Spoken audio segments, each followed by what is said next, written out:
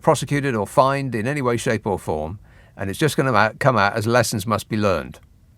You know, as though people need to learn lessons about not giving hundreds of millions of pounds of a public's money to mates and donors for PPE equipment that doesn't work or that doesn't show up, or that we spend £1 million a week storing and are now having to burn because we don't know what to do with it.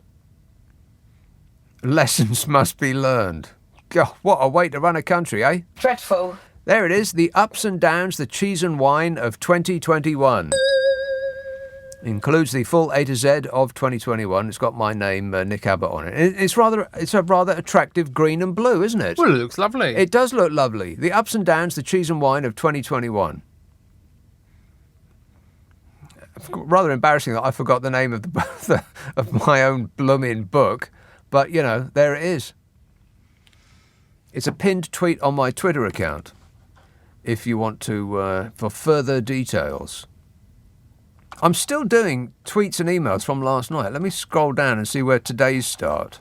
Wow, I've got 7 pages to go. I should probably start on today's, shouldn't I? Yeah. And just like bin last night's. Because I'm never going to get through these. All right, here's one from today. Chris texts, so the failed test and trace cost £32 billion. Why is there no inquiry as to where all the public money went? Which is apropos of the phone call that I just had, eh? He says, we're not talking a few thousand or even a few million here. It's surely traceable, that amount of money. I bet it's enjoying a holiday in the Cayman Islands. It takes approximately 32 years to count non-stop to just 1 billion. That is a huge number. Biggest raid on public money ever. Yeah, it probably is. It's the biggest smash and grab raid in history. I mean, they talk about the Great Train Robbery. That's got nothing on this. Let's have a call in Galicia in Spain. Tony.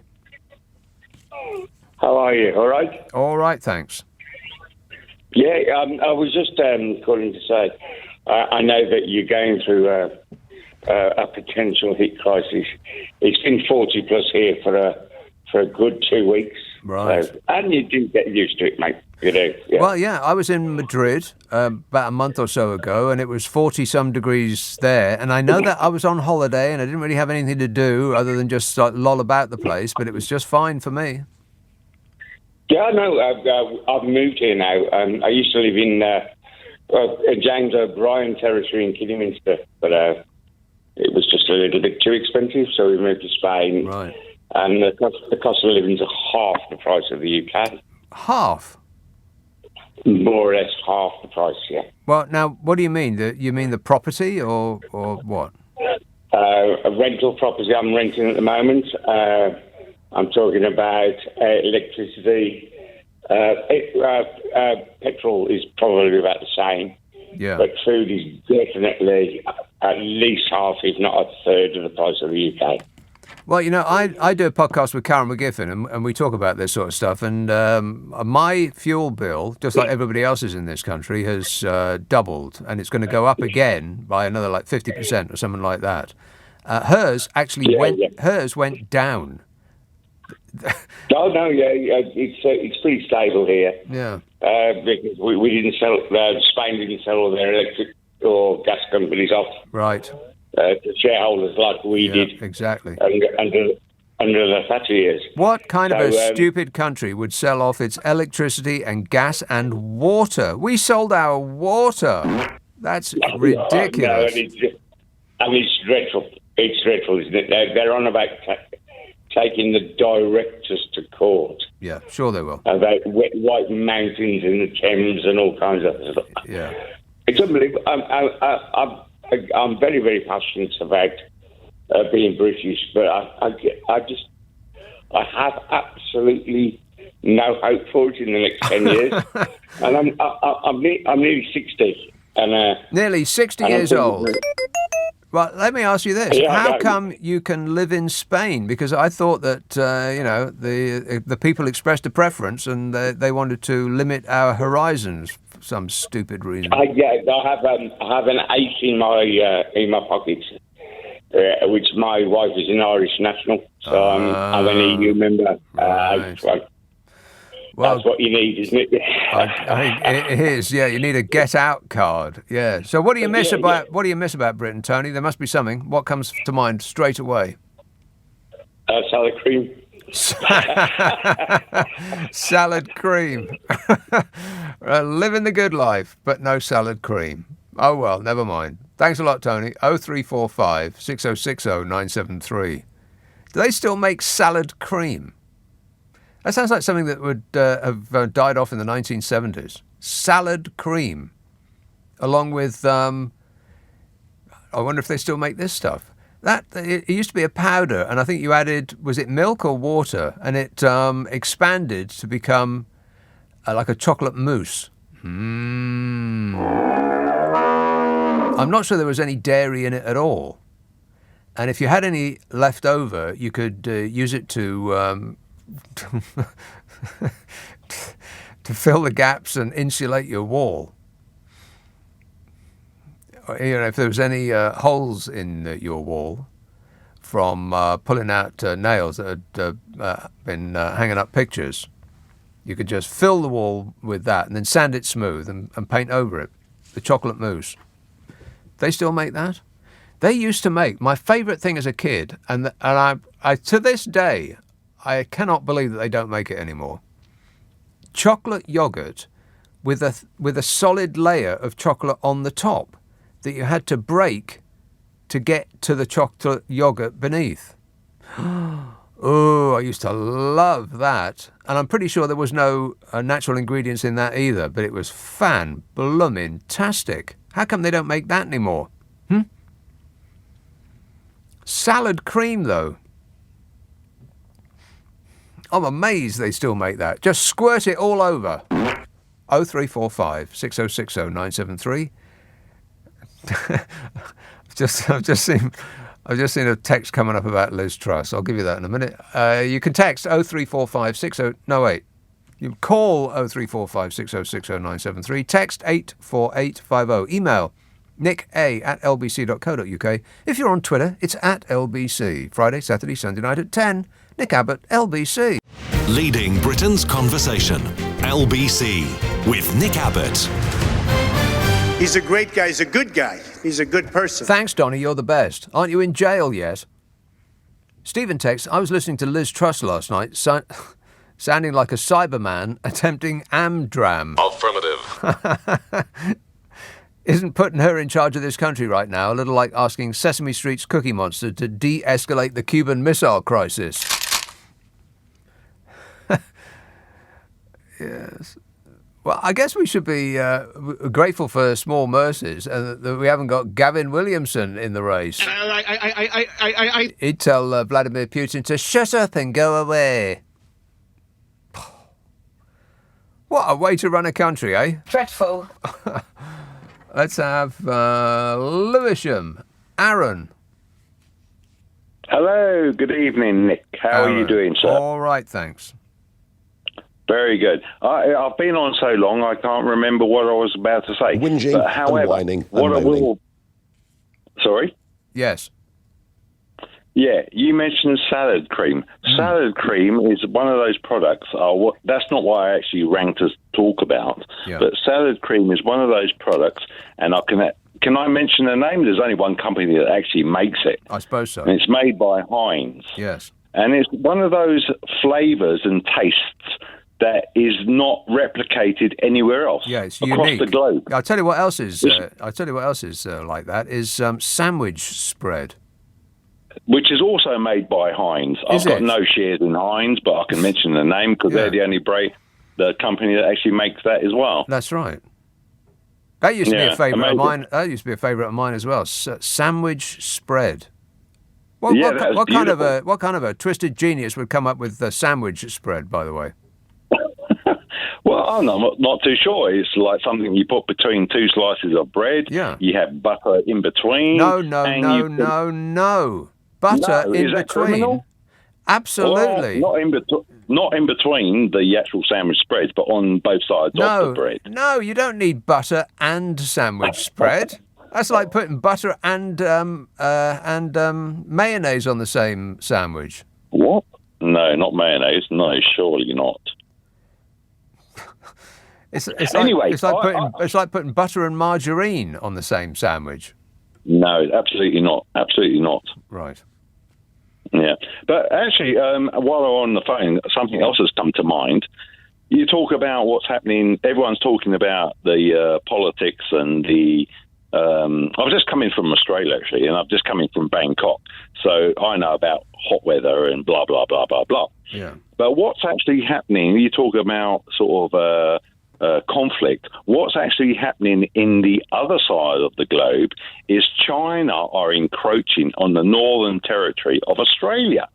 Oh, and if you look... What do they want what do they want to do that for? There's nothing there. Well, if you look to what China are doing, they're trying to move into Australia, and the US have actually, a couple of days ago, have actually increased their presence in the South Pacific. And no one's actually reporting any of this. What do you mean hang on a minute, what do you mean they're encroaching in the north of Australia? They're encroaching into the international waterways of Australia. They're actually filming activities within Australia from the west coast of Perth, and they're putting their ships as close as they can legally within the international boundaries of where they're entitled to go, and they're actually filming the Australian naval activities. They're filming their... Right, well, that happens all the time, everywhere. It does happen all the time, but that's something that's not being reported. And also what's not being reported is how the Chinese are manipulating their wealth into a lot of the South Pacific islands.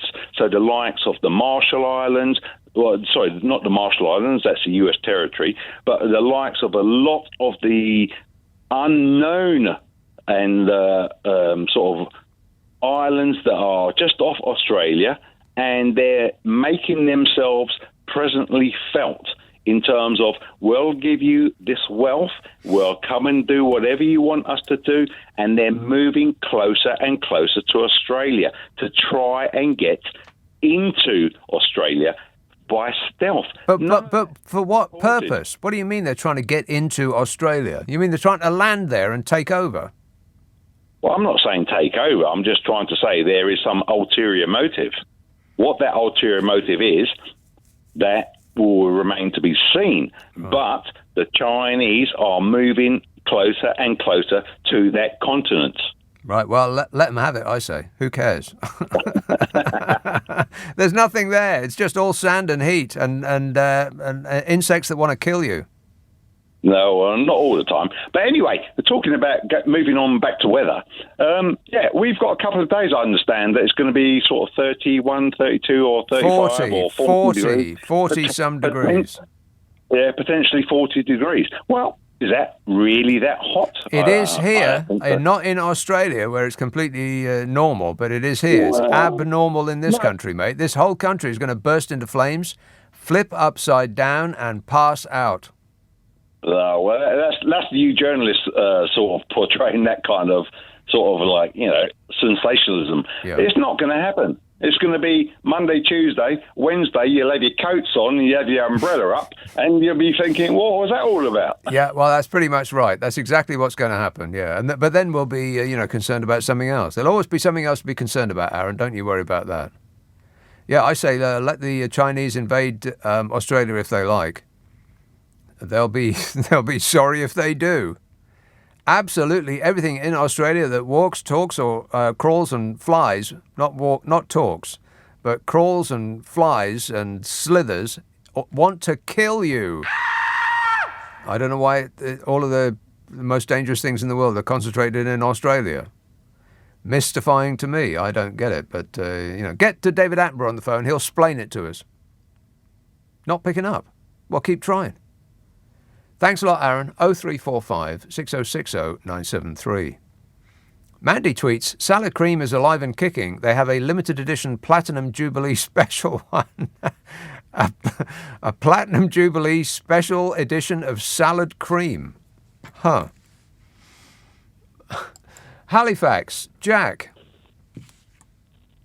Hello? Yes, Jack. Oh, yeah.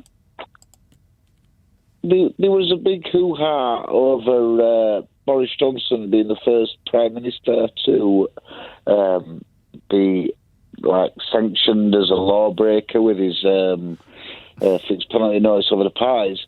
Rishi Sunak seems pretty popular with MPs, but he also got a fixed penalty notice, and that seems to be all forgotten about in the leadership race. I'm just wondering why you think, or why in general, that seems to be forgotten. Like, why would we go from one law-breaking Prime Minister to another lawbreaker?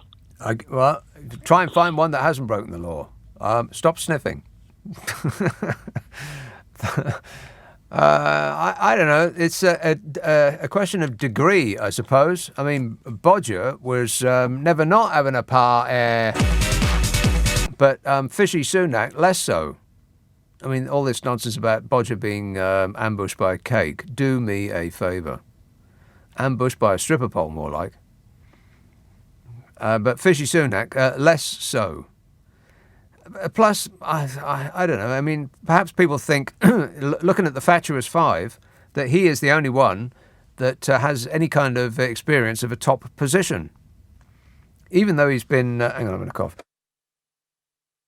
I think that last bloke gave me a disease. Have you just given me a disease? He's saying that. Would you? I don't know. I don't know. I guess he's just, for some people, the most normal one that's not Tom Tugendhat. It's just that nobody really knows who Tom Tugendhat is. He's not been tried in a top position, although neither had Bodger Johnson. Really, not really. I mean, did he do anything in the Foreign Office apart from screw everything up? Did he do anything as London Mayor apart from kid on that he was going to build a bridge over pretty much every expanse of water in sight? So I don't know. I'm not convinced that having a ministerial position and working in the top echelons of government is necessary to do the top job. Why they like him, I don't know. Because he looks puppy doggish. Because he's not frightening. Probably that. If that's any help, Jack.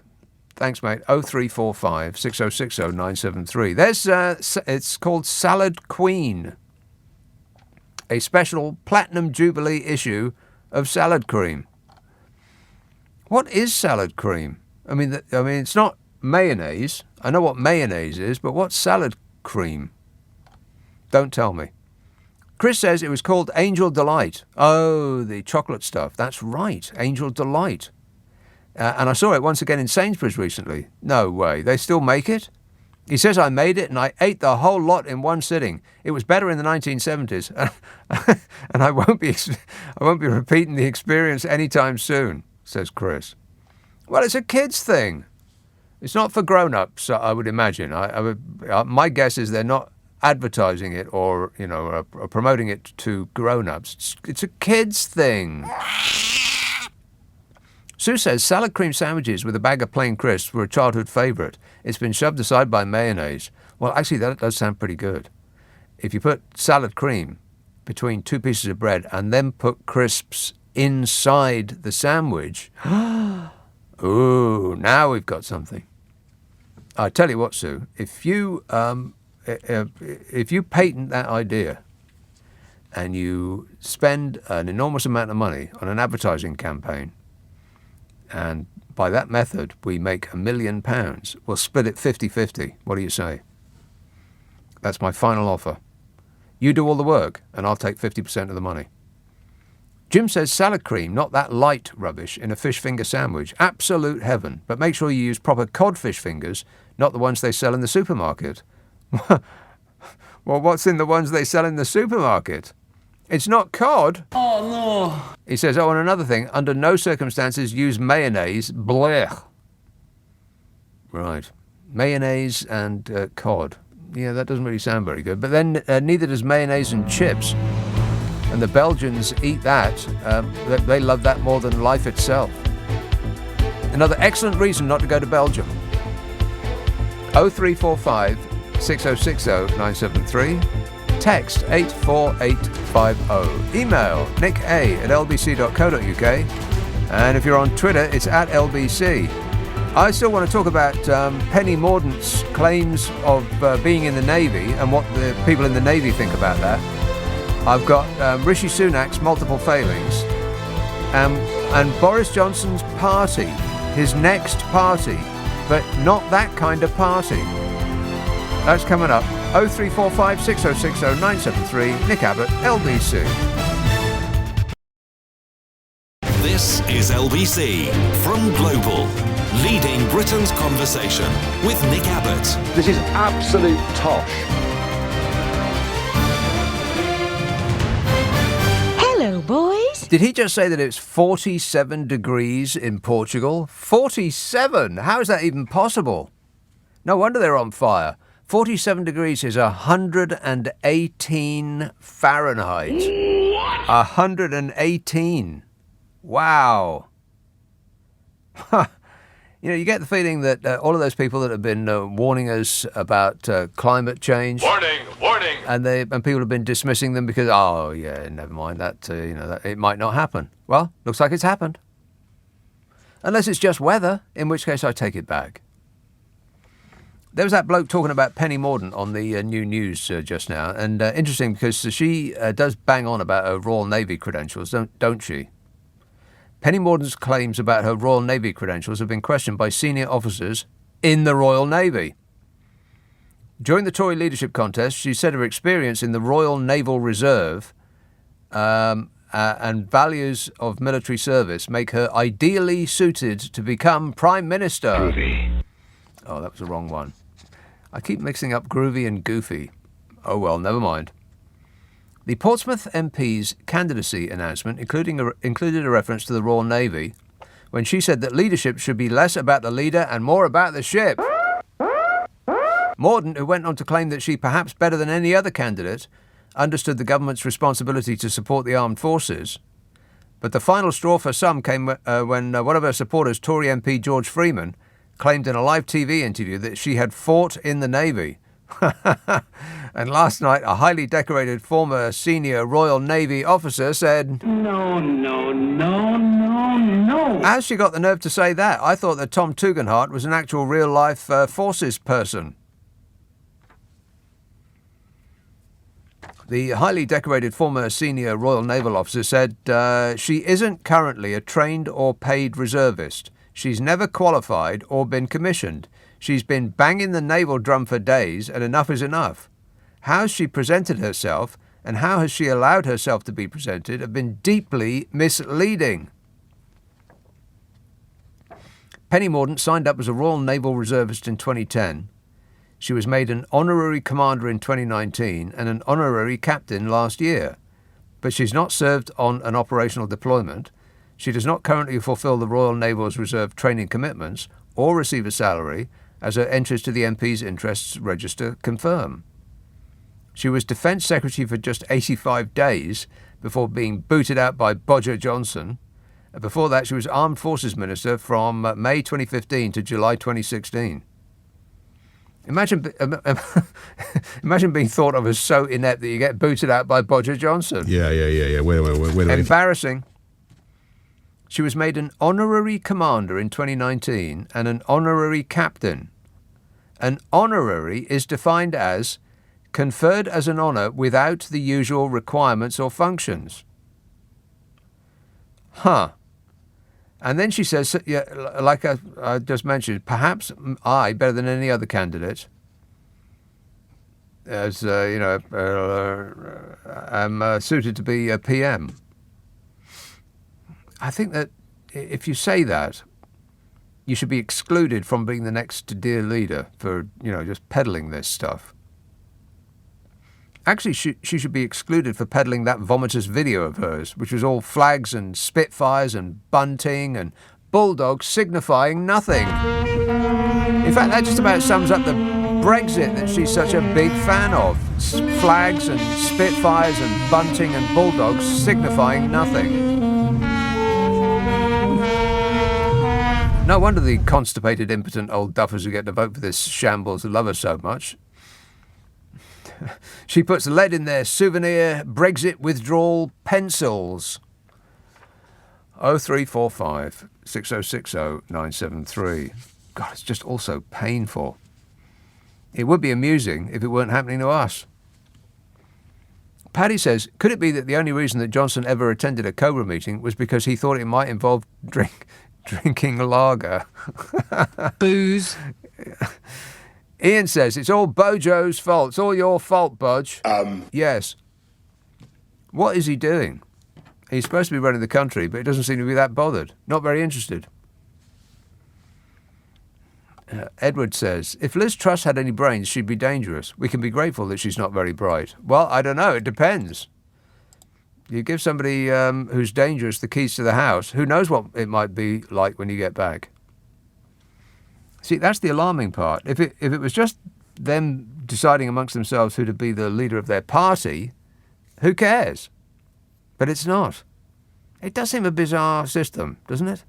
That over and over and over again, they can do the switcheroo on us. We go out and we vote for who we want to be Prime Minister. Don't tell me that we don't. I know that technically we don't. We vote for our local MP. But I bet the majority of the people in this country have got no idea who their MP is. Couldn't care less. Not remotely interested. They go out and they think, oh, I'm going to vote for that nice bloke off the telly. You know, the one that mumbles. Yeah. Wait a minute. That bloke. And that's what 46% did last time around. They didn't vote for the local MP. They voted for his imperial bodgeness. And once again, they do the switch on us. Oh, you got tired of that one, so we'll chuck that one away, and here's a new flavour. How'd you like this one? How are they getting away with it? Again and again and again.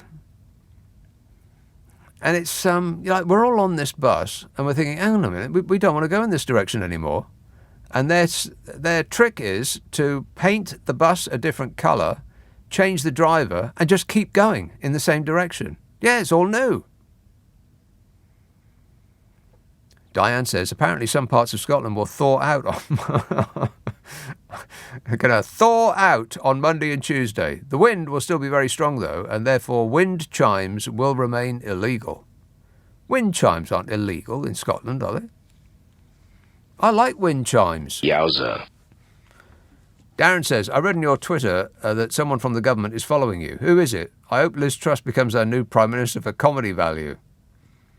Yeah, it is a bit alarming when you find that somebody pops up on your feed because they're in the news or something like that, and then you hover over them just to see how many followers they got, and it comes up as this person follows you. Oh no! And I think, why are they doing that then?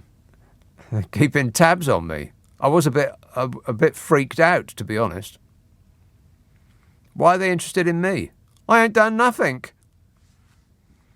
Gary says, did you hear about Mo Farah? Yeah, of course I did. Is that it? Apparently so, yeah. Apparently so. Sue says, in the late 1960s, my friend hid in the Beatles minibus while they were performing at Lewisham. The road manager locked the minivan and the Beatles left in a different vehicle at the end of the show. The minivan my friend was in was a decoy. She waited for hours to be let out. Oh, well, never mind. Damn it! Good story, though. Look at that switchboard. Is everybody passed out from the heat, or are you practising for Monday and Tuesday? 0345 6060 973. I find it interesting that people are not being persuaded by the union barons being enemies of the people anymore. I mean, the right-wing press are doing their very, very, very best to portray them as, evil communists who are trying to destroy our country. Look on the right-wing offshore billionaire press. Look for pictures of Mick Lynch, and they always print a picture of him with his mouth open, mid-shout. He looks kind of frightening. Now, they used to get away with that because those union leaders did not used to get television time because there weren't the programmes for them to go on, and neither would they get invited on if there were. But we've been introduced to Mick Lynch, and he's a cuddly teddy bear. Kind of. the whole country was sort of taken aback because he looks a bit frightening, but he talks in a very erudite way and knows his stuff and could dismantle, and did, every single person that he was put up against. And he did it as though, so casually, like he was doing a cryptic crossword at the time as well, because the Tory minister that they put him up against, or the TV interviewer, wasn't occupying his mental capacity enough that he had to do something else at the same time, because otherwise he'd get bored. It was so casual the way he just flicked them away, and we looked at him and thought, and it was kind of in the middle of our displeasure with his bodgeness. Yeah. Wait a minute. And all of the rest of them. This is before Bodge got booted out. I mean, well, he's still in there, but he's supposedly on the way out. Although I'll believe it when I see it. And there was a sort of collective sigh of relief. That, oh, blimey. He's a real human being and not just a pre-programmed robot. Affirmative. Like all of the other people that get sent out to defend the indefensible. Just to repeat the same line over and over and over again, regardless of what question they're asked. Well, the Prime Minister has made it very clear that we're going to have a robust response. All that flannel they keep coming out with. And people looked at Mick Lynch and they thought, blimey, this is a bit odd. There's a bloke on the TV and he's actually speaking like a real human being. And the word got around, and on his next appearance, the audience the audience figures would go up, and then people would talk about that, and it would go up again, and suddenly the entire country thought, wow, maybe he could run the country for a while. I mean, it couldn't be any worse. And you got people going around with Mick Lynch T-shirts. So not an enemy of the people, more like a hero of the people. And the newspapers don't really know what to do with this, because this is a new thing for them. Normally they've been able to get away with it because the person that they've been presenting to us as evil and undermining and unpatriotic and all the rest of it, they didn't used to get a voice in public. They weren't invited on those TV shows. Well, those TV shows didn't exist. I mean, people are used to, of my age, you can remember the 1970s and everyone was on strike. And you never really got to hear about from the union bosses other than film clips of them yelling at crowds, which was kind of frightening. They're projecting to the back of 100 people that's standing in front of them, but the camera's right up there in close-up, so it looks alarming. In much the same way as somebody on stage in the theatre looks weird if you're filming their performance, because they're projecting to the back. And so you sort of are repelled a little bit. But that doesn't work on TV now. And we were so used to people disseminating misinformation. Liar! We just got so used to them being lied to all the time. And it got kind of deflating. It's like, oh, God, here we go again. The Prime Minister has made it very clear that, yeah, we know. We know what you're going to say because the last person who was on said the exact same blooming thing that you're going to say. You've all learnt a script. So this is where we are now. We've turned. The worm has turned. 42% of respondents in May said that they were very or quite likely to support nurses taking industrial action over pay, which is quite a large number considering it's nurses and how much we rely on them. 42%. That was in May. Now, a half. Going up. And this news came as the rail unions talked of a second summer rail strike in a dispute over pay. Members of the ASLEF union are going to walk out on July the 30th. RMT workers at National Rail and 14 train operators are going to go on strike on August the 18th and 20th. Teachers have threatened strikes after rejecting a 9% pay rise. Members of the Communication Workers Union from BT and Openreach are going to be walking out on July the 29th and August the 1st. But apart from that, it's all going swimmingly well. What a way to run a country, eh? Dreadful. If only we hadn't suffered through the last 12 years of a Labour government under the disastrous premiership of Jeremy Corbyn. Thanks a lot, Jeremy Corbyn. Boo! 0345 6060 973. Text 84850. Email nicka@lbc.co.uk. If you're on Twitter, it's @LBC. Friday, Saturday, Sunday night at 10. Nick Abbot, LBC. Leading Britain's conversation. LBC. with Nick Abbot. Everything is going extremely well. You bet your life it is. Christine texts, salad cream on bread or mashed potato. Yummy, says Christine. Ooh, that sounds good. Ooh, you know what sounds better? Salad cream on a baked potato. You know what sounds better than that? Sandwich spread on a baked potato. Now we're talking. Now I'm hungry. Hey, has Steve Allen left any food outside? The right wing of the party. Has Steve Allen left any food outside? I think that Rishi Oi, has Steve Allen left any food outside? Nothing today, no. What? Thanks a lot, Steve Allen. Bloomin' starving over here. Southend, hello, Chase. Hello, Nick. Good morning. Morning. Nice to talk to you. Chase. I think I rang you. I've been listening to you for about 10 years, and the last time I rang you, I said to you, have you ever done any DJing as such? And you said, no, not as such. I have. You said you didn't dabble too much in it. I just literally smashed the wedding. You mean doing the on the wheels of steel, doing the wiki woo? That's it, the ones and twos. Right. That's it, mate. Yeah. I played the Limelight, which is a big church. It's closed now. They got a basement open. There's a bar in the basement, which is quite funky. Yeah. But I played the Limelight once, almost by accident. Right, yeah. What decade was this then? Yeah, I think it was the 90s, early 90s. Oh, brilliant. The reason why I was ringing up, because I do work for Openreach, and I haven't seen too much out in the media at the moment, but we're striking, as you mentioned there, on the 29th of July and on the 1st of August, yes. Because we're asking for a pay rise. Right. Like there's people that are going to food banks, etc., within our, the members of the union, etc., and that's how bad it is, know. Right. And our point is that the CEO is giving himself a 32% pay rise, right, to £3.5 million a year. He's on £1,500 a day, right? Wow. What it is like the money is too much at the top of the tree, if you know what I mean. Like the wealth disparity in this country is absolutely shocking. It is. It's horrible. The shareholders have been paid out £800 million. They make a profit of 1.5 billion, but they give 800 million to them.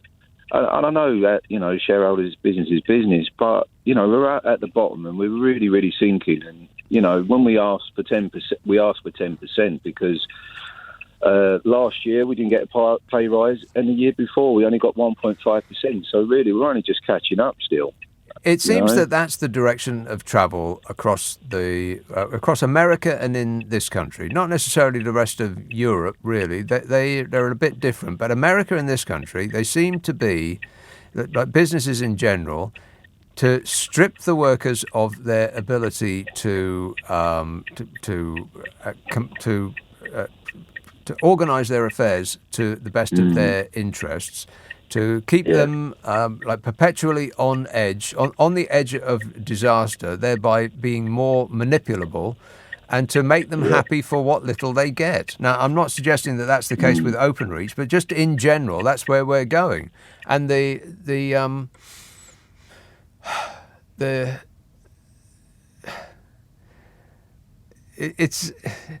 and to say things like that, then people start yelling, well, you're a socialist and you're a communist. And the kind of people that say that are those whose interests are not being served by the situation as it is. People defend the situation, the direction of travel that is not in their interest. That's how successful a very few number of people at the right at the very top have been to sort of, I don't know, it's as though we're all been hypnotised.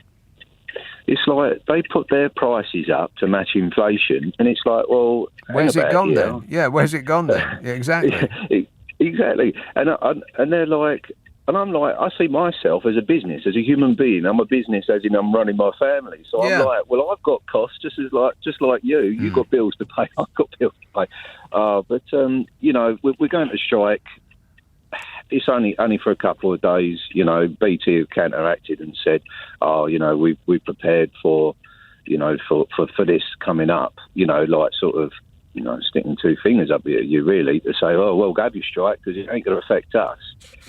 But, you don't know, do you? So obviously we've gone through a lot to get to this point because it's obviously with a legal process to get to strike. Well, it must be relatively comforting that you are not alone, that this summer there's going to be an enormous number of strikes going on because I think people have just had it up to here. But you've got the government saying we can't be having all these strikes because it's pushing up inflation. Yeah, but that's completely incorrect because people haven't had a pay rise.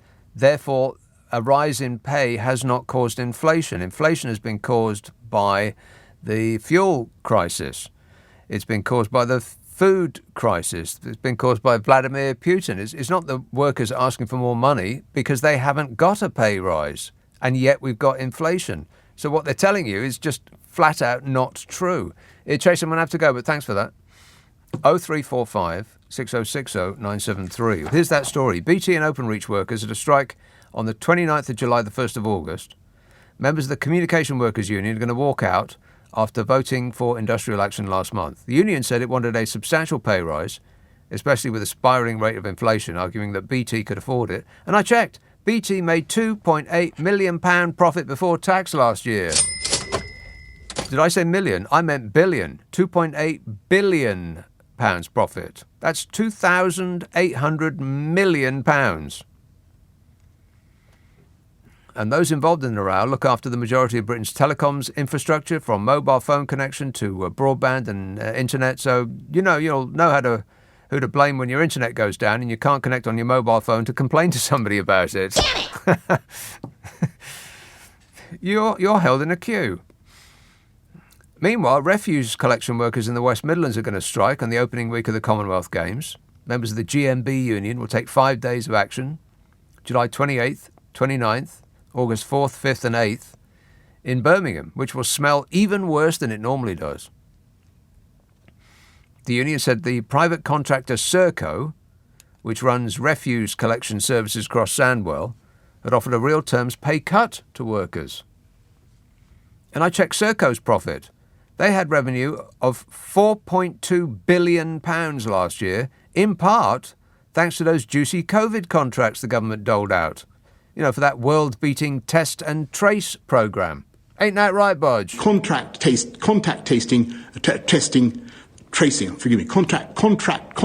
tracing. Oh, give it up, mate. You're never going to get it. Justin Jones, GMB Midlands organiser, said strike action is a last resort, but Serco top brass have forced the hand of hundreds of hard-working local refuse workers. The way things are organised is that the companies are focused on growth, and unlimited, never-ending growth is, of course, unsustainable on a planet of limited resources. It also doesn't really make much sense. But it's growth, and that's the reason for that is shareholders. Shareholders demand that a company grows because they want the maximum return on their money. The already wealthy want to get ever wealthier, and the only way they can do that is for the companies to grow and restrict the amount of money that they give to the people that make it grow. So it's a neat trick, really. And to take our mind off what's actually happening here, which is trickle-up economics. Absolutely. Not down. Ain't no such thing as trickle-down economics, trickle-up economics. To take our mind off it, they bombard us with this woke war, picking out people from society and calling them the enemies of the people,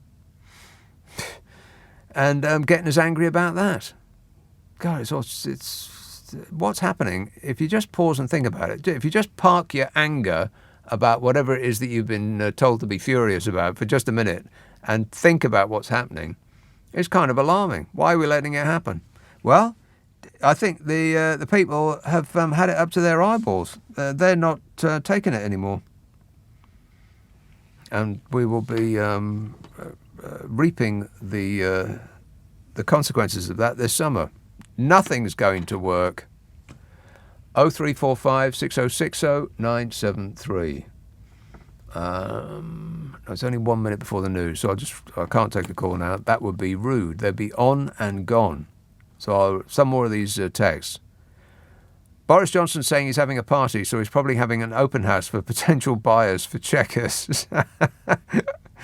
There is news about Boris Johnson's party, but not that kind of party. I'll tell you about that after the news as well.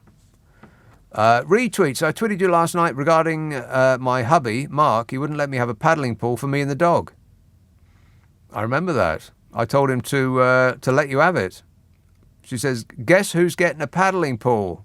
Yeah, baby, me. He caved in and it's all because of you, says Ree. Well, Ree, you can thank me now. Thank you. 0345 6060 973. The power of this show. You can text 84850. Email nick@lbc.co.uk. If you're on Twitter, it's @LBC. You can buy a paddling pool, but because of the water shortage, you won't be able to fill it up. Damn it! Oh, well, never mind. Better luck next time. The time is 12:30 on LBC. The news headlines with Dan Wilson.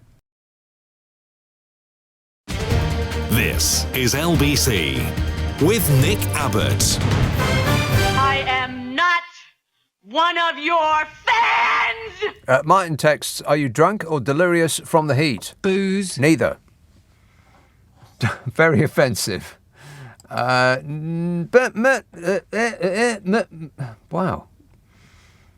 I think that's... I'm delirious from reading that text, apparently. Merseyside, there you are, third time lucky. Nora. Hiya. Nora. I think you're just tired. Must be, yeah. You've had such a long week. I know, 10 shows in a row. Talk about heroic. Do you know, I'm losing sleep over it. I just thought, have you finished talking about the competitors or the candidates for the presidency? Well, I have got detailed files on several of them, so I can talk more if you insist. Well, I just forgot my opinion's worth, but I think Penny Mordaunt is Boris in a dress. I think it's Boris in a frock. Really, same character, absolutely same. Everything for a laugh. Plays it serious when she has to. But really, I think it's just the public school jolly jape. I mean, she wasn't public school, but I think the jolly japes mentality there. Yeah. What do you think? I thought her video was vomitous, and I think it should that alone should exclude her. And then banging on about her naval service when people in the Navy are raising a finger of complaint that she's maybe overstating a it. Liar. Well, I'm not sure that that's correct, but a liaress. But no, it's a no from me. I think the only one that looks sort of borderline normal is Tom Tugendhat, which means that he will be excluded immediately. He looks a little bit petulant to me. Petulant. I think he could spit his dummy out very quickly if he was rubbed up the wrong way. But time will tell.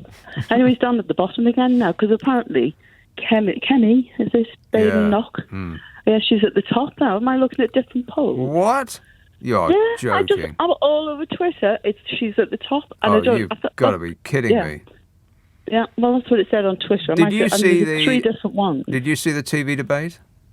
I did. Well, I watched half of it, and then I just couldn't stomach anymore. It just got too nauseous. Because I didn't see it because I was driving in at the time, but I read the review in the Times, and they said that she had complained. She was trying to act, like she was one of the people, and she said, I chipped my tooth, and I've been waiting for 5 months for a dental appointment. Did you see that bit? Do you think? I think she's just phobic of dentists. She's just frightened to go. She said, I know. I'll say I can't get an appointment. Yeah, but who is earning £84,000 a year and whose husband is a higher-up executive at Deutsche Bank and has been working there for 12 years and in such a position must be earning millions, who, with all of that money behind them, would wait 5 months if they were in pain for an NHS dentist, as opposed to calling up who was frightened of dentist, as opposed to calling up a private dentist and getting seen tomorrow? Okay, well, I've got that was my theory, but other than that, it's fluff, isn't it? And to look at me, I'm one of the people. Yeah. To be fair, I think she came across very well. but I just don't like her philosophy. No. And did you? Yeah, thank you. Well, Tom said that he didn't want to have the country covered in socialist housing. So he made some comment. He didn't want the country, but all these to be socialist. The country would be covered in socialist housing. Right. Well, I didn't hear her say that, but it's all alarming. I mean, the more you hear, the more alarming it gets, and that they aren't just vying to be the leader of the Conservative Party. In which case, if that were it, then who cares? But by extension, they're going to be our leader for 2 years. Oh, no. 2 years. Imagine the damage they could do. Well, imagine the damage, the damage this bloke's done. Yeah. Wait a minute. It's painful. It's excruciating, Nora. What a way to run a country, eh? All right, thanks a lot, Nora. 0345 6060 973. You can text 84850. Email nick@lbc.co.uk. If you're on Twitter, it's @LBC. Bart tweets, over the past 12 years, the country has been dealing with Tory infighting, and not for the first time, we're having an election in which 99% of us are not allowed to vote. Yeah, it's not really democracy, is it? It's like it, but not really. Let's have Toronto. Jamie. Yes. How are you, Nick? Good, thanks. Good. You've been keeping me sane over the last 3 years. Really appreciate you allowing me to talk to you. I've been watching everything that's been going on in the UK from afar, coming from Edinburgh, going to school just up the road from you at Watson's a long time ago. Yeah. But watching what's going on from afar, it's like, as the kids would say, WTF. I don't really understand what's going on over there. However, I'd be curious as to what you think of what's going on in Canada, or if you have any kind of vision of what's happening over here. Well, not really, because Canada is like America's boring uncle. It's like America without any of the colour or the guns. We're too busy looking at the crazy in America. Oh, shut up! To be interested in what's happening in Canada. So you tell me, what's happening in Canada? Well, I'm not a huge fan of Trudeau, but he's the best of a bad lot. And we are also going through a Conservative party leadership race that looks like it's going towards the extreme right wing. Have a little check into that. You may enjoy that. Yeah, absolutely crazy. You may have. I think I can remember you talking about the trucker rally that was in Ottawa about 3-4 months ago. Yeah. So the guy who is probably going to win the Conservative Party leadership race is a guy who's fully behind the trucker rally. Right, which seemed to be a made-up thing to me. It was like AstroTurf. In other words, it made it appear as though it was a grassroots movement, which came up organically, propelled by the people, but actually wasn't. Yeah. It was nefarious forces pouring money into making something look like that. Yes, yeah. How much coverage do you get of Canadian politics over in the UK? Zero. Okay, all right. None at all. Fair enough. I have one other question for you. Many months ago, you were talking about young folks not having heard some of the best albums of all time. And I'm about 10 years younger than you.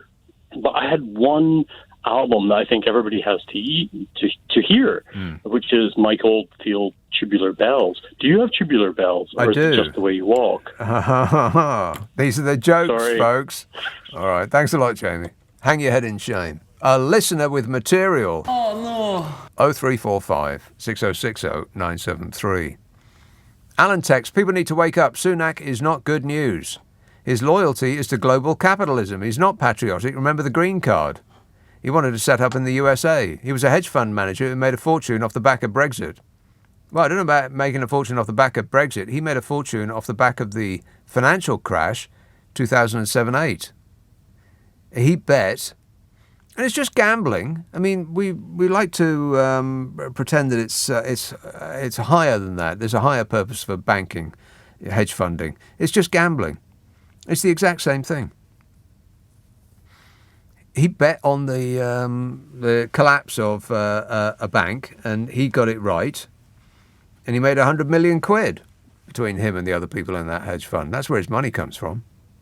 Everybody else had 10 years of absolute abject misery following it, and he was one of the people that bet on it and precipitated its arrival. And he's the good guy. Dan says, can you only give temperature in English, please? We're not all ancient dinosaurs or Americans. Cheers, dude, says Dan. Rude. He's a rude dude. Let's have... why isn't that working? Hang on a minute. Oh, that's alarming. It's not working. Can you put number 2 down for me? Not working here. No. There it is. Finally we get there. Woolwich. Hello, Richard. Oh, I'm on delay. Hello. Richard. Yeah. I'm cold.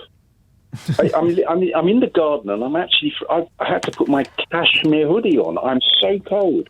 Well, I didn't think Are your instruments working? I didn't think it was very warm today either.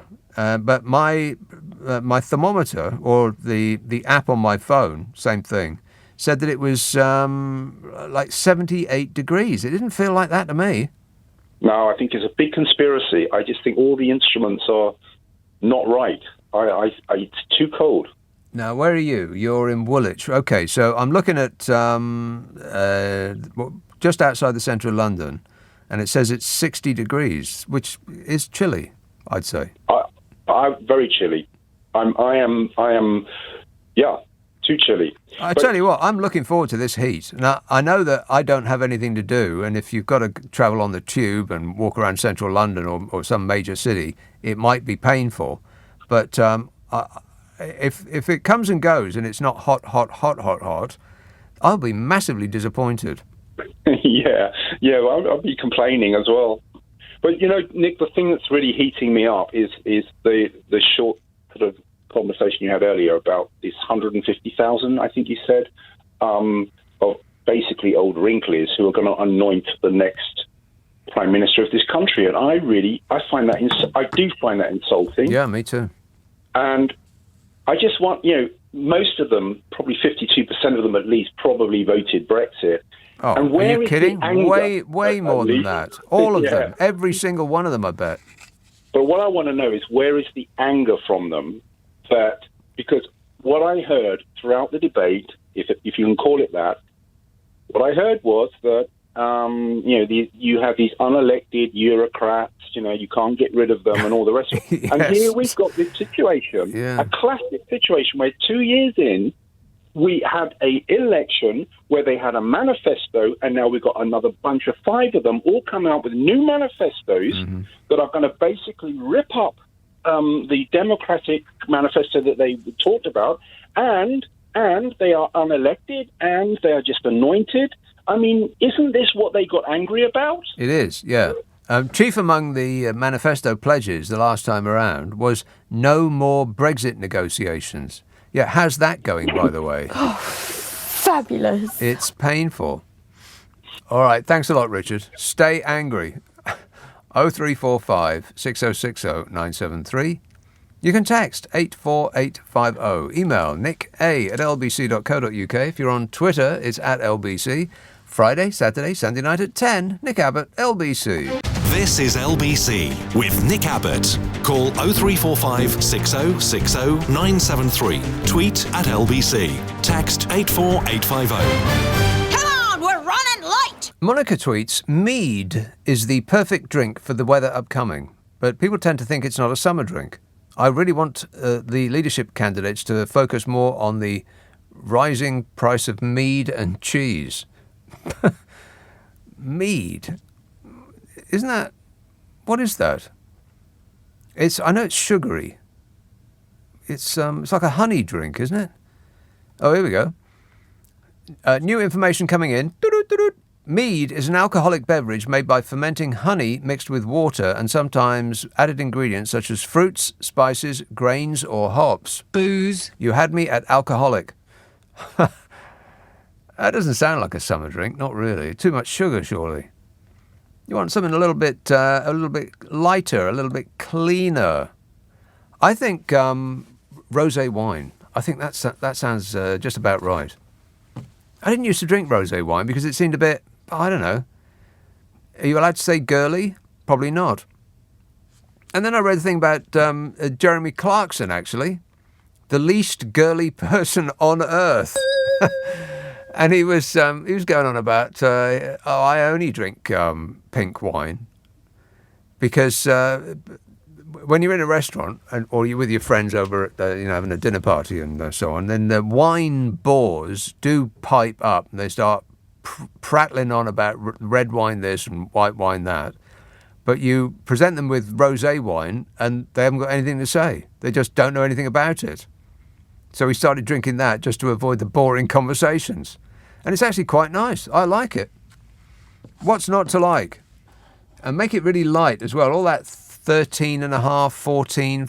I mean, you see wine. I've seen wine that's 15%. That's ridiculous. That's like cough mixture. No, make it light.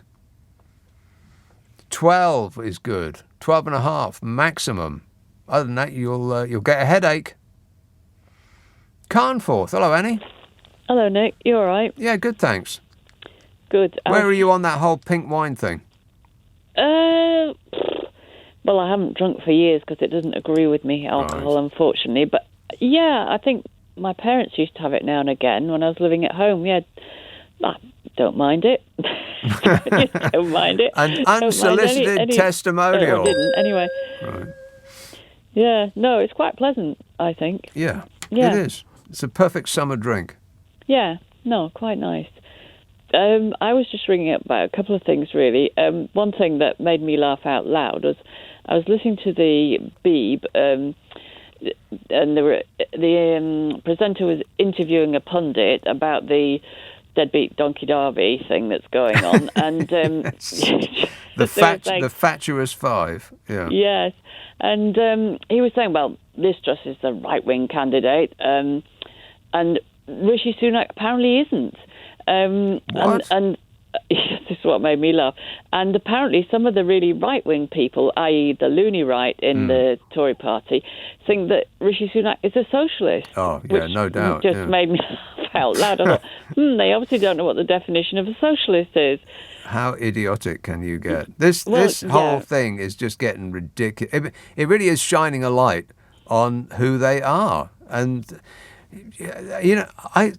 you can go through life and you can think that the people that are ruling us are sort of evil geniuses. But actually, it turns out they're just a bunch of nitwits. Yes, definitely. And particularly the really loony right ones, they definitely are. And unfortunately, I think that's what's happened to the Tory party. It's been taken over by the loony right. Well, it's like UKIP has done a reverse takeover. Yeah. Yeah, definitely. And there were actually a lot of UKIP members joining the Tory party, weren't there, a while back? Well, I'm sure that UKIP, they're just coming home, because I'm sure that old Tory members went to UKIP because they thought, well, this Conservative party, this isn't remotely right-wing enough for me. And so they went and dabbled in that pool for a while, and they thought, well, you know what? The Tories have moved over to the position in which I feel comfortable, so I'll go back. Yeah, no, I'm sure you're right about that. Yeah, so I mean, it just shows you how far to the right they've moved, though. If they think, if people actually think that Rishi Sunak is not right wing. That's just an absolutely stupid thing to say. He made hundreds of millions of pounds being, a dedicated follower of capitalism. Yeah, exactly. And I mean, he's not exactly. Although he did give money during lockdown and everything, the furlough and stuff. He didn't give any money. Generous. It's not his money. Well, no, I don't mean him, but I mean as the Chancellor. Right. He did do that, but he couldn't have done anything else. Exactly. Otherwise the whole economy would have collapsed. Correct. But naturally, he's, one for putting taxes up while screwing the workers left, right and centre. Not putting taxes up for the wealthy, only putting taxes up for Joe Bloggs, the average person. I mean, they've done things like lower the bank levy and lower all sorts of things, corporation tax, or they are kind of talking about, well, some of them are talking about putting it up again now, but, ever since they've been in... I'll believe that when I see it. Well, yes, ever since they've been lowering taxes for the richest people and richest corporations and putting them up for us mugs. There's a good resource online. It's called They Work For You, in which you can put the name of any MP you like and you can pull up their voting record, and they're all the same. It's like they're the same person. They all vote against the interests of those who have been left behind, who are just about getting by, and for the interests of those who have, like the haves and the have-yots. Yes, unfortunately, the people who have left behind are a lot of the ones who vote for them in the first place. I know. By the right-wing media that they're going to do them a favour. I think we need to all be more like the French, who just would not put up with the way workers are treated here in France. You know, they just get out there and demonstrate or riot or even kidnap the bosses sometimes. We're not recommending you kidnap anybody, but the French would pull up paving stones and they'd start chucking them at gendarmes. They do, but it's all quite pantomime, the kidnapping the bosses. The bosses always get given back, you know, but it's sort of... It sounds like 9 to 5. Are you describing the story of 9 to 5? No. Didn't Dolly Parton kidnap her boss? Pretty sure that was... That was. I don't remember. I think so. Yeah. Oh, did she? Well, anyway. I'm on Team Dolly. Yeah, definitely on Team Dolly. Dolly's a good sort. Actually. She really is. Yeah, I like Dolly Parton. I like Dolly Parton a lot. Yeah, she's the real deal. You know, she's proper sort of came from a very poor background in Tennessee, and she gives lots of her money away to all sorts of good causes. And writes good tunes while she's doing it. She does. Definitely, she does. Yeah. All right. Good work. Thanks a lot, Annie. Yeah, Cheers, my dear. 0345 6060 973. Paul tweets, the Daily Mail still thinks Liz Truss is PM material. They're as wrong about that as they were about Brexit. Well, that's true. PM material. I mean, it staggers the imagination, doesn't it? What have we done to deserve this? Hester says, the taxpayer won't be coughing up for any private catering at Chequers. The cost is picked up by the incumbent, and this includes wages for whatever staff are present for the event. We only pay if the gathering is for visiting heads of state or other dignitaries. As Tony Blair found out to his cost when presented with a large bill after a jolly weekend celebrating his moving in. The taxpayer did, though, cough up for flood lighting in the swimming pool, which I recall caused a bit of fuss in the Tory press, says Hester. Well... I don't believe a word of that, Hester. That may be the case, but that was the case before you-know-who moved in. Yeah. Wait, he ain't paid for nothing yet. Not unless it was dragged out of him. And besides, the upkeep of Chequers must be tens of millions of pounds a year. That palace is heated and cleaned to the incumbent's specific recommendations. The idea that they pay for their own stay does not pass muster, Hester. David tweets, Brits pay thousands of pounds to go and roast themselves in Europe, with most countries at 41 degrees, but when they have to work in it, it's hysterics. Well, it's different though, isn't it, working and being on holiday? I mean, it was 41 degrees, according to the sign in the road when I was in Madrid. And that's what we've got coming up in London, apparently, probably in a city near you too. And I do remember, I was only there for a couple of days, but it's different when you're on holiday because you don't have to go out. You're not forced to go out at a certain time of day. You don't have to squeeze onto a bus or a train, which is going to be an absolute nightmare. I mean, it ordinarily is, but at 41 degrees, people are going to be passing out. You're going to need a shower by the time you get to work. And I remember walking down a street, and I needed a bottle of water, and I was walking in the shade, and over the other side of the street it was in the sun, and there was a shop over there that was selling water. And you step into the sun, and it's just painful. And I thought, you know what? I'll stay over here in the shade, and I'll keep walking, and there's bound to be a shop on this side of the road up ahead. So there'll be a lot of that.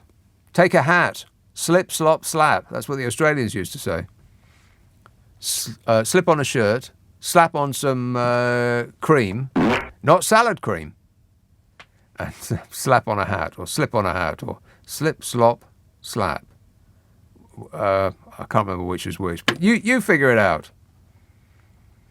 Mike texts, I'm waiting to see who Brexit hardman Steve Baker backs for leader before casting my vote. Well, he's already put his oar in with... it was Sweller Braverman. You forget that as bad as the fatuous five are, it used to be worse. Sweller Braverman. Yeah, what was that about? I hope you're keeping in mind all of these names, by the way, for the A to Z at the end of the year, because, it's going to be a packed year this year. Blimey, that's stuff. We're going to have to extend it. We should start now. Okay, that's it. Thanks so much for all your texts and tweets. There's 13 pages of them that I didn't get around to. I am very bad at my job. I'll be back tonight with my abnormal normal show. In the meantime, let's see, information right down at the bottom of this, 14 pages down, I'm scrolling. Richard Spur is in at 4 o'clock, but first it's Clyde Bull. Nick, thank you. So, having been thrown out of number 10 by the Conservatives, could Boris Johnson, as is rumoured, still have enough popular support around the country to launch his own political party? How do you feel about the outgoing PM now? And question number 2, who should be the next one? We will talk more about that. Plus, we're going to talk about the heat, the level 4 heat wave set to hit the UK tomorrow. Are you heeding the dire warnings? Are you changing your plans as is advised? And leadership contender Kemi Badenoch surprised viewers talking about her queue for the dentist. So we'll be talking to the British Dental Association about just what the situation is like with British dentistry today. On your radio, on Global Player, and Play LBC. Leading Britain's conversation. This is LBC. From Global's newsroom at 1 o'clock, the public are being urged to look out for children and the elderly as weather warnings come into force for extreme heat. Temperatures could peak at 40 degrees in parts of England on Monday or Tuesday, where a red danger to life warning has been issued. The government says contingency plans are being put in place to protect the NHS, transport and schools. Saturday's Cobra meeting was led by Kit Malthouse, with Boris Johnson reportedly away at a farewell party. Labour has condemned his absence, but Mr Malthouse has defended his role in the talks. That's literally my job, is to chair these meetings. And then I report into the Prime Minister, which I've done already. We are as ready as we can be. Obviously, we're communicating strongly to the public about the sort of behaviours they need to put in place to make sure they and their neighbours stay safe. Labour has called for an explanation into how tax cuts promised by the Conservative leadership hopefuls will be funded. The party has set out its own plans to increase funding for state education as it calls on the contenders to reverse tax cuts on private schools. The frontrunner to replace Boris Johnson, former Chancellor Rishi Sunak, who was in Teesside yesterday, says he is committed to the Prime Minister's levelling up agenda. Our country also has limitless potential, and places like Teesside are a fantastic example of that. As Chancellor, I delivered for Teesside, and as Prime Minister, I want to spread that same sense of optimism and opportunity across the United Kingdom. The 5 candidates will take part in the second TV debate later tonight. A 3-year-old boy has died in Greater Manchester after a collision with a tractor on a farm. Police and health and safety officials are continuing to investigate the death in Bury yesterday afternoon. The child was taken to hospital by paramedics but could not be saved.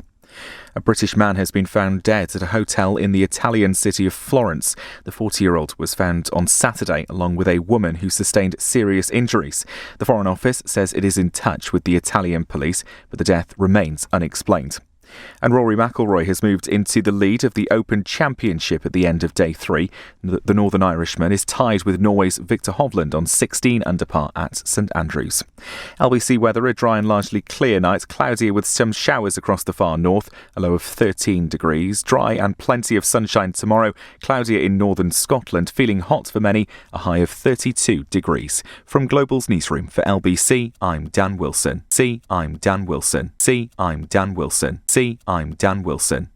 I'm Dan Wilson. I'm Dan Wilson.